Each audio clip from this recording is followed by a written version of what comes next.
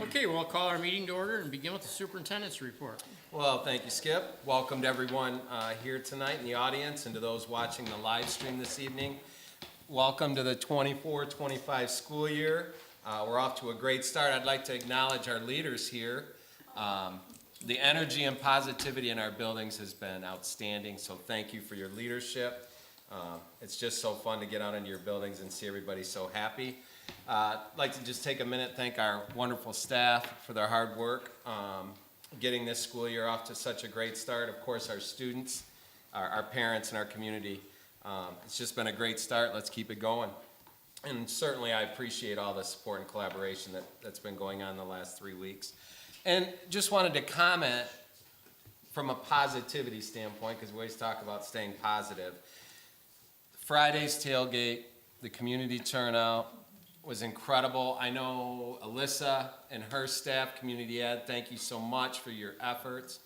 Dewey, the efforts of your crew to get everything ready, the grounds. I don't see Karen here tonight, but just want to thank our amazing staff for everything they did. We had 47 booths this year. All the hot dogs, all 1,000 of them were gone. 1,200. So no one could throw them in tubas like they used to back in the day, which is good. I'm not lying. It's a true story. Really? Yeah, we had leftovers and people started bringing them to the kids, and so the kids, rather than eating them, decided we're gonna have fun with these. Throw them in the tubes. Oh yeah, they were throwing them in. Ridiculous. Leave it to kids to figure it out. But what an amazing community turnout! What an amazing just event all the way around, including the game. And the Outstanding weather, and the weather. We were lucky on that one. Yeah, band performance. I mean, it was just, couldn't have scripted it any better. So thank you to the Vicksburg community for coming out. That was fantastic. Just a great evening. The rest of my report's going to be very, very short. Again, campaign season is upon us. You all know that when you get your mail every day. So Lansing's extremely quiet. Stay tuned. We're going to, next week when I'm at my superintendent's conference, we're going to have quite an update on what lame duck might look like this fall. So I will give you an update once we find out. And lastly, just in your packet, if you could just take a look at your important dates, just wanted to bring a couple to your attention. Homecoming week, first week in October. Plenty of details coming out. Adam, while you're here, what's the theme this year? Do you know? We have not voted on it. Have not voted on it yet. Always a great week, that first week in October, with the parade and of course the game and all the festivities. I wanted to draw to your attention, as well as the whole community. We've partnered with Johnny's Market, Shell's gas station. They have the giving pump. They designate one pump for Vicksburg Community Schools, and we get a penny for every gallon that's pumped out of that particular pump that's designated. So look for the purple giving pump when you get gas at Shell. Wait in line if you have to, so knowing that all the money will come back to us and we can do great things with it. How long does But that go for? all the way till the end of October. Oh, wow. So we have some time. We all need gas. Prices are going down, so Yeah. consider, if you're running by Shell, to take advantage of the giving pump to help support Vicksburg Community Schools. And I can't thank the partnership with Johnny's Markets. We really appreciate them reaching out for this opportunity. And just a reminder, this will be our last meeting at VAB for a while, till June. Till June. Next month, we'll be at Sunset Lake, so we'll start our tour of all the schools, and we'll be at the PAC quite a bit as well. So just wanted to make everybody aware of that. And with that, Skip, that's my report. Okay, thank you. Okay, reports of public inquiry, budget and finance report. Steve? Okay, for the first time in a few months, I have a pretty quick report. So you've got included in your packet the... I didn't say a thing, Steve. Me either. I understand. budget and progress report for the 2 months ended August 31st of '24 and also '23. And so I'll go through that pretty quickly, just make a few comments and draw a few comparisons.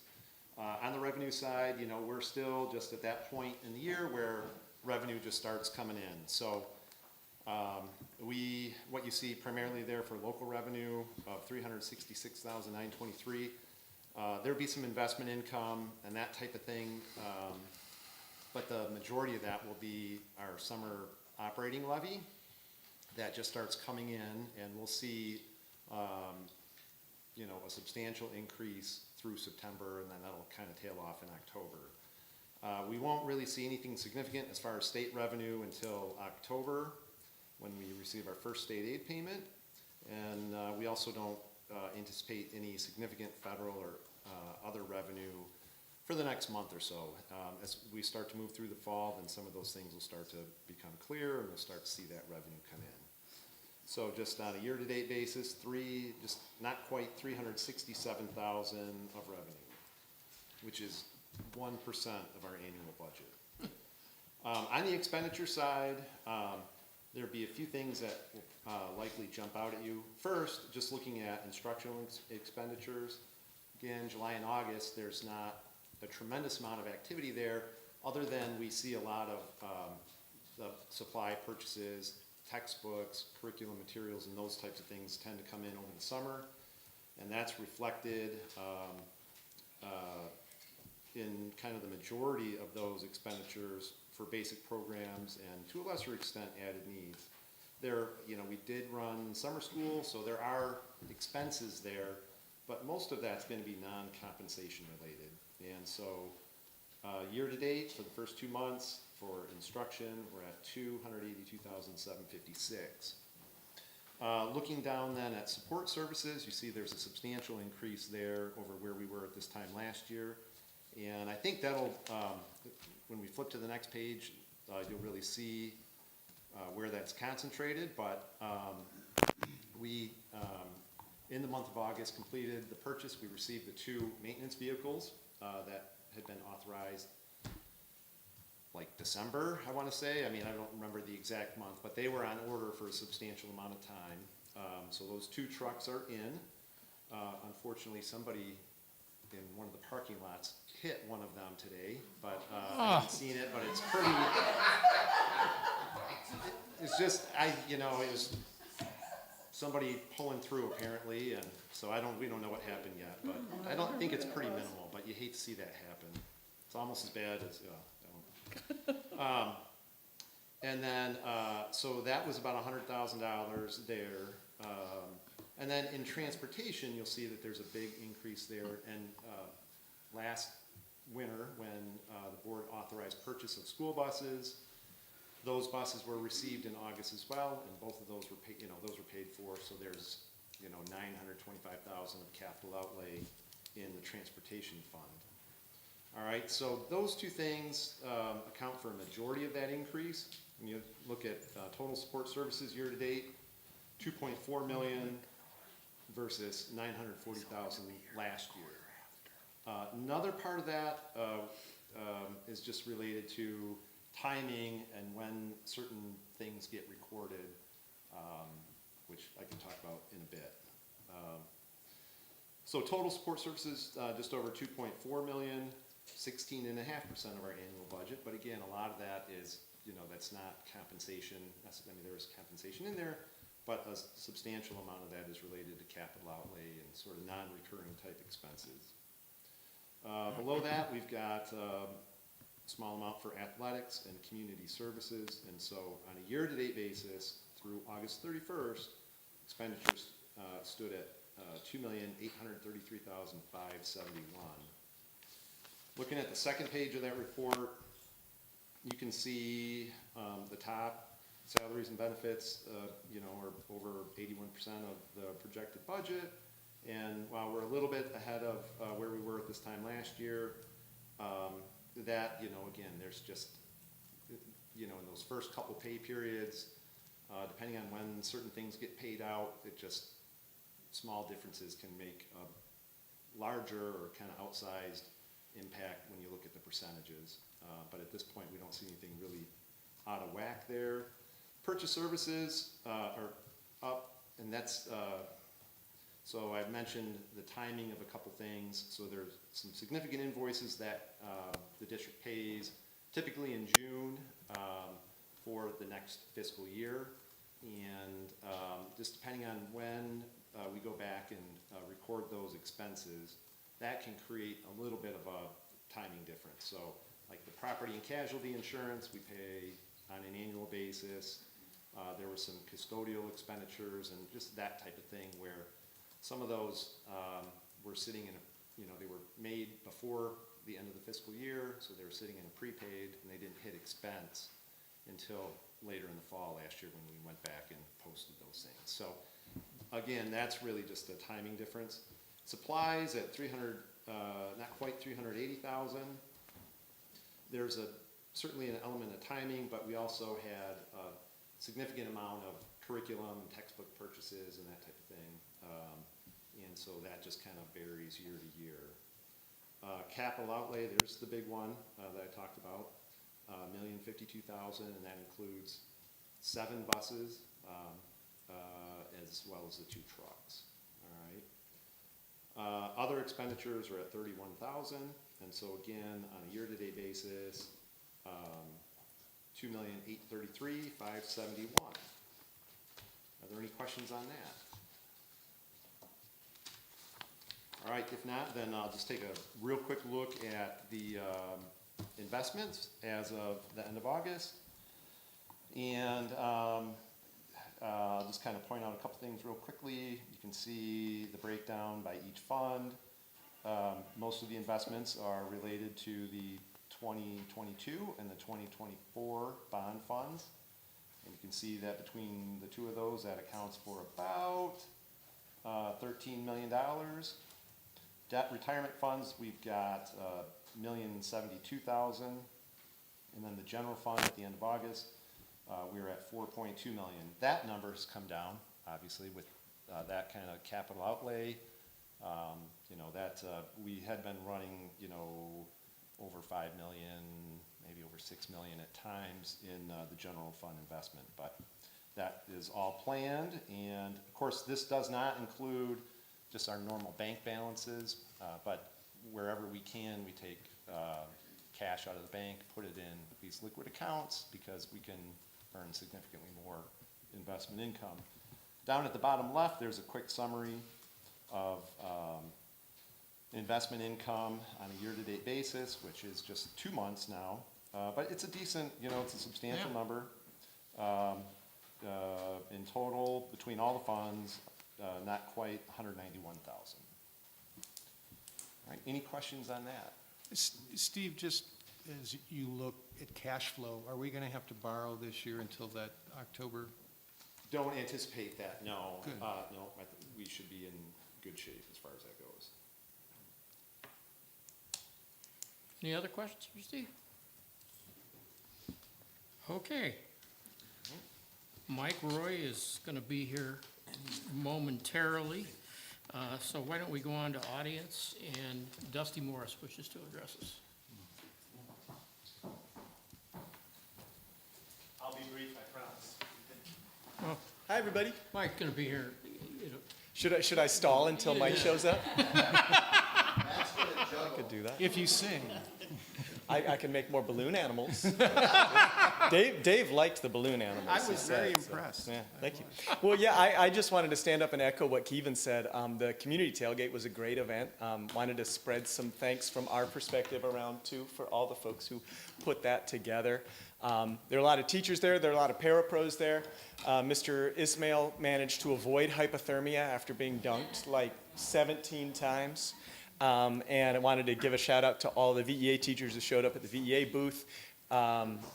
Melissa Tutt, Melissa Sparks, Kelly McDonald, Michelle Simmons, Tatiana Curtis, Sarah Geist, I'm going to miss some. You're braver than I am. I'm doing that. I took notes. Angie Walton. Yeah, anyway, we had a blast. It was a great event. the kids never stopped coming to get prizes and balloon animals. Like, we just were hustling the whole time. So it was a lot of fun, and congrats to everybody who put it on, and I had a blast. So just great job showcasing the community and giving everybody a great fun evening and a chance to kind of, you know, get that Bulldog pride going in the beginning of the year. So congrats to all involved. Thanks, Dusty. Okay, and now our Vicksburg Community Schools Athletic Annual Report. Mike Roy. Thank you. Thanks.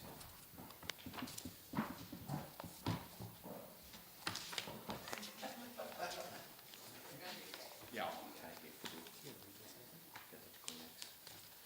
So for me, more than an opportunity for a report, I'd like to say this is a chance for me to say thank you. I got a lot of emails through my LinkedIn account lately to say congratulations on starting my 23rd year here at Vicksburg. And so, correct, right, Carol? Yes. So, for me to say thank you to the school board, 23 years ago when I got hired here, I had a vision that I wanted to raise my kids in a small town community with great values. And the school board has been nothing but supportive all the way, and the predecessors that we've had on the school board, and endorsing the visions that we've had from the leadership now, which is Kevin, and our culture in our building and around our district, it's just outstanding and amazing. And I wish more people could get in our hallways and see the great things that we're doing in this school district. I think Friday night, and Dusty hit on it, was a great representation of that with the community support, and to see all those kids from the Rocket football program to just general students that came out to support. That's one of the things I think that really makes Vicksburg so special. And that culture and that vision that we've had, and from promoting our people from within, I just think has been a huge blessing. I think that's something that's just amazing here at Vicksburg that we've done. So, It was a big chance we took 22 years ago. I'm kidding. you would say that. I would say the candidate pool was probably very shallow at the time. And No, it wasn't. but for the support, and I look around at some of the schools and some of the athletic directors. In my 23 years, Three Rivers has gone through 6 athletic directors. Paw Potts is in their 2nd. Niles has been through 4. Edwardsburg is on their 4th. Otsego's on their 3rd. Plano's, I think, on maybe their 4th or 5th. So again, I feel blessed with the support that we've received from the administration, from the school board all the way down. So it's a big thank you to you guys. Again, I say every year, I'm blessed in athletics because I get to work with everybody. I get to work with all the principals. I get to work with all the directors. And so to me, I feel very fortunate in that, because all of those people make me look good, and that's not an easy task. So appreciative of all of that stuff. We'll start in the back with Dewey and his crew. They do an amazing job. We now have Larry, who's in charge of the grounds, and he does a phenomenal job there. And Darla, leads up our custodial staff, and she keeps those facilities looking nice. And again, for me, I say people don't get a chance or an opportunity to see the inside of our schools very often, and the great things that we do in the classrooms and stuff. And I know athletics is the most important. I know it's a piece of what we do, but that's what people draw their assumptions on when they come to our community, because we bring in thousands for those events. And for those crews to make those facilities look nice, and those people to feel warm and welcomed when they come here, I think it just puts our best foot forward. I get to work with Sarah. She provides the meals for our student athletes. Karen in transportation, make sure we're getting to and from safely, and the buses. And I'm probably going to forget, everybody's got to look at my director's faces here. Who am I leaving out? So just a big, huge thank you on that piece. And then the athletic piece that we talked about, you can see on page 2 our mission and our philosophies. You can see tournaments that we've hosted.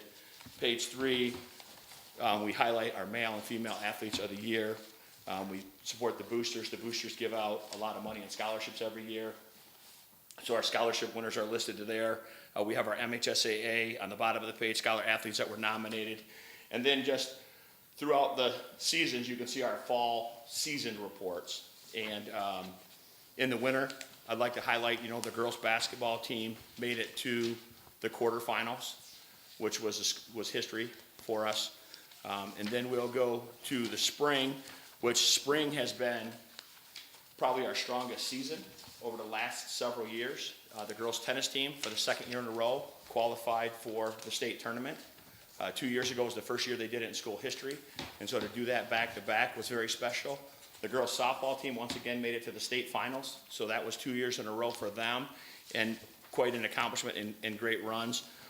So some of the things I really wanted to touch on, though, for you, and we worked hard, and I owe Chris DeVries, the new athletic assistant, and also Denise Berry, a huge thank you, because I want to compile a bunch of numbers for you. So if you look at page 16, this is where I really start to get excited about what we do in athletics and preaching the full-time student, part-time athlete. And if you look at that, you can see I broke it down by male and female athlete. I broke it down by grade for you. And just for example, the top one, the freshman female athletes, 3.424 GPA, compared to everybody else that's in the freshman class that are the females, was a 2.835. And you go all the way down on the bottom line, you can see overall female athletes were a 3.4 to all the females in the school were a 3.019. And then for the male athletes was a 3.219 compared to a 2.723. So how hard those student athletes are hitting the books and the stuff that the coaches and everyone are preaching. In the middle section of that page, we have a lot of numbers for you. So these are participation numbers. So in the fall, we had 237 athletes participate. We had 127 in the winter and 284 in the spring. So to break that down for the year, 199 athletes were male and 179 of the athletes were female. And then down at the very bottom, we talk about participation numbers and athletes, and I broke it down by grade, who is participating in 1 sport, 2 sport, and 3 sports, and I gave you the totals there. So again, so we can see the number of kids that are participating in athletics and the impact that we're making. And I know I stand before you today talking about athletics, and I talked about our culture, but you look at the numbers I just presented, and then you start throwing in what Melissa Sparks does, and what Dusty does, and what Ben does with those other organizations. We have over 50% participating in athletics, and a lot of those kids cross over, but ones that don't even cross over are still involved in the things that Dusty, Melissa, and Ben do. So that's a huge part of our population, and I hope that you can start to get an idea and see the scope of this culture and the things that we've been preaching in our hallways. Because to walk down those hallways, it is so much fun to come to work every day. And the kids make it a great part, and we just have a blast, and then working with Adam's not too bad either. Because I think him and I together, they say the male brain doc fully develops around 26 years old. I think Adam and I, you put ours together and we're about half of that and still working on it, so. But we have a great time, and the kids, really that's what it's all about, and they make it so much fun every day. The other thing is like, I'm just fired up about this data because I wanted to show you on page, is it 14? Yeah, page 14, the GPAs by team. Okay, and so what we did was we took it and gave you the GPAs by team, and then what I did is I broke it down and gave you a percentage of how many kids on that team were above a 3.0 GPA. And there's 5 teams on there where 100% of the participants on those teams, their team GPAs are above a 3 point. And then I think there's another 4 teams on there that are in the 90 percentile. And some of the ones that take a knock sometimes, girls volleyball, 100% with a 3.879 team GPA. Girls tennis team is a 3.891, 100%. Girls soccer was a 3.4. Let me find a board sport for you. That was 89%. I should have brought my glasses too. Eyes are getting old, Skip. Boys basketball was a 3.677 team, and that was 100% of all the boys in the boys basketball program. So on the varsity team, 100% of those boys were above a 3.0 on their GPA. So just things that super excited about. That second to last page is our participation numbers. That's something I'm going to start tracking for you, for the board, so you guys can see and realize the number of student athletes we're impacting. So down at the bottom, Again, those are roster spots, so kids that are 2 sports and 3 sports are counted in there a couple different times. But again, that's how many roster spots we had, and then at the very bottom down there gave you our attendance and our enrollment for the high school. Okay, and then the very last page are student athletes that have taken and are taking what we've taught them at Vicksburg High School, going on to compete at the next level, at the collegiate level. I threw a lot at you fast. Yes, ma'am? How's your, I know you innovated the, like a feeding station for. The fueling after station? School, yes, how's that going? Yeah, it's well. It went very well last year, Carol, and we started that when I saw that going on in college and started talking about student athletes, and we started looking at our student athletes, and a lot of them were eating lunch at 11 and then leaving school at 2:30 or 2:15 to start competing at 4:30, and we were trying to figure out a way to bridge that gap on a smaller scale. A lot of the major universities did. We had chocolate milk money funds that were left over to start that, so it was a huge hit last year. And in full disclosure, this year, we're working on the funding to keep that going and to be able to maintain that, because it's about a $10,000 a year item. And so we did that last year. We ran that all last year without any general funds from the school district. That was all money that we had gotten from chocolate milk grants and stuff like that. So, I mean, that was apparently not very frequent in high schools, and so I was impressed that, you know, that we had moved towards that for the kids, because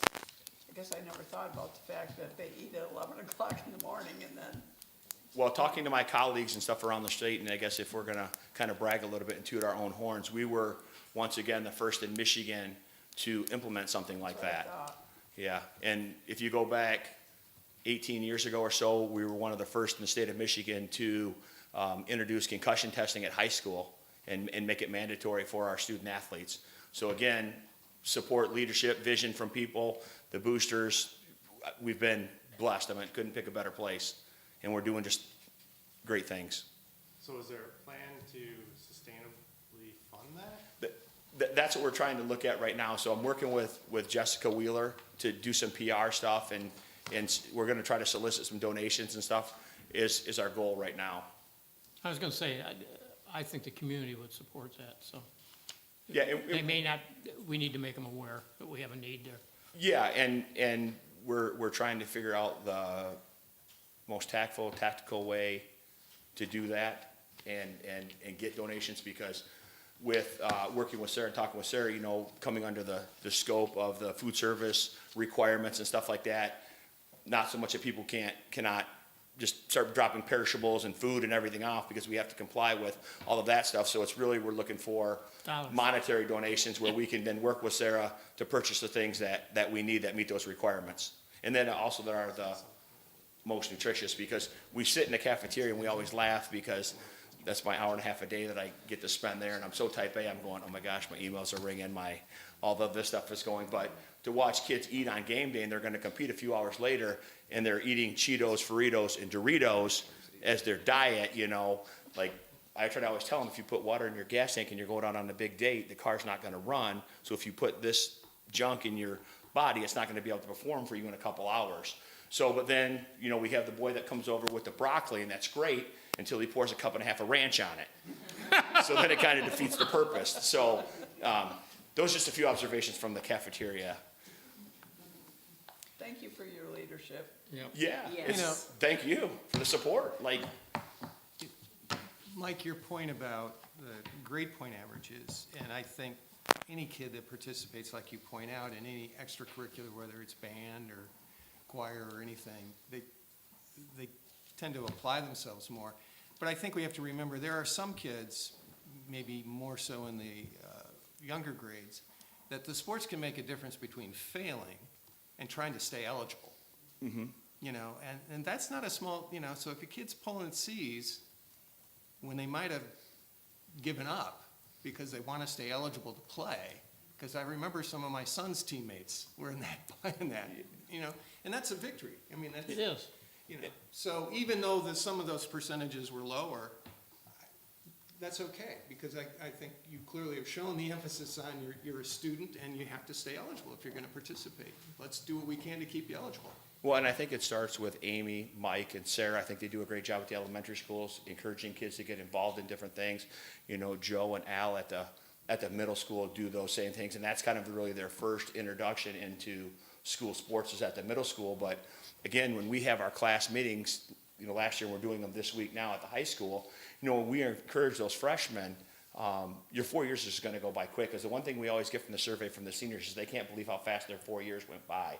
And they all say, we wish we'd have been more involved. And so we try to relay that message to those kids in those class meetings. But again, I go back and I keep hitting on the word the culture, but our teachers in our hallways do such a good job of recruiting kids and seeing talent. I mean, I've seen Dusty talk to kids in the hallway about coming out for musicals and for plays and, you know, getting them involved. Ben does the same thing. You know, our coaches see kids in the hallways. Teachers see kids like, hey, what are you involved in? Man, you're a nice looking athlete or nice sized kid. You should try this or she should try that. And so, I mean, we're not just sitting back and trying to let kids come, because we know, and the data has shown us, the more we get those kids involved in whatever it is. I mean, it doesn't have to be athletics. It can be all the things we've mentioned. And we tell those guys, I mean, we've got Model UN, we've got Spanish Club, we've got, and the list goes on and on and on of all the things that they can get involved in. So we tell every kid, like, whatever your niche is, we got robotics, we got something for you. You just have to do it. You know, Mike, it seems like yesterday, doesn't seem like 22 years. Well, But I consider that one Seems of the, like more like 35 or Yeah. so. I consider that one of the best decisions defer I to was Luke. here for. And from the day you got here, you hit the ground running. And I remember, I think us saying to you that you didn't have to maintain status quo on that program. We wanted to improve it. And you've done that every year. And academics have been important, athletics have been important, and all things you talked about that. But I just want to tell you how proud we are of you as an athletic director and how long you've been here and all the great things you've done with regard to athletics. I don't know how you're at everything all the time when I see you. But you've always been that way, so don't think it doesn't go unnoticed by this community. right. Well, thank you, Skip. And like I said, you know, I'm blessed to be up here in front of it, but I mean, my team. So, you know, We're a you guys family. too, right? We are. I mean, that's it. It's We're a the family. culture, it's the family, you know, and two things that we say in athletics all the time is, you know, again, the full-time student, part-time athlete, and then, you know, we call athletics the best value in education. We know it's not the most important, but for the small percentage of the budget that we take, I mean, we feel like we're giving great returns on that. We So might flip that around a little at playoff time. we hope, yeah. So, but thank you very much. Appreciate the kind words and Thanks, Mike. support. Thanks, Mike. Sure. Anybody else? Any other questions for I guess you and I are the only ones that were We're- here. yeah. We're sort We'll of take credit. responsible, yeah.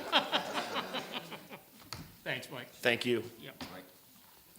Okay, we'll go on to board action required. First item we have is approval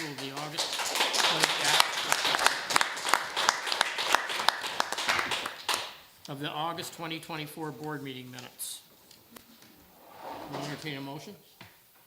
So moved. Moved by Tina, Support. supported by Carol. Discussion? All in favor? Aye. Opposed? Motion carries. Approval of general fund invoices totaling $1,838,107.73. Move approved. Moved by Dave. Support. Supported by Tina. Discussion? Dan? Yes. Dave? Yes. Ron? Yes. Tina? Yes. Carol? Yes. And yes, motion carries.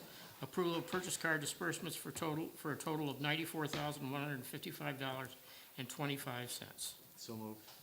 Moved by Dan, Support. supported by Ron beat Ron, you. you can get Ron, yeah. Okay, discussion? Dan? Yes. Dave? Yes. Ron? Yes. Tina? Yes. Carol? Yes. And yes, motion carries. Approval of following teacher contracts upon results of state and federal records checks and unprofessional conduct checks. Will take teachers 1 through 4 in that category with the board's permission. Move approval. Moved by Dave, Support. supported by Tina. Just me. Was that you? Yep. Okay. It's okay. Discussion? All in favor? Aye. Opposed?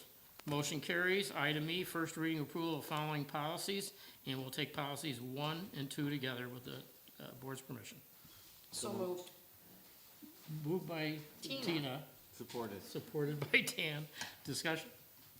Well, Keith and I were talking that the things related to the school lunch is federally mandated. Now, the state has made that sort of a moot point by providing all those, but we have to have the language there because the state might not always do that, Exactly. so.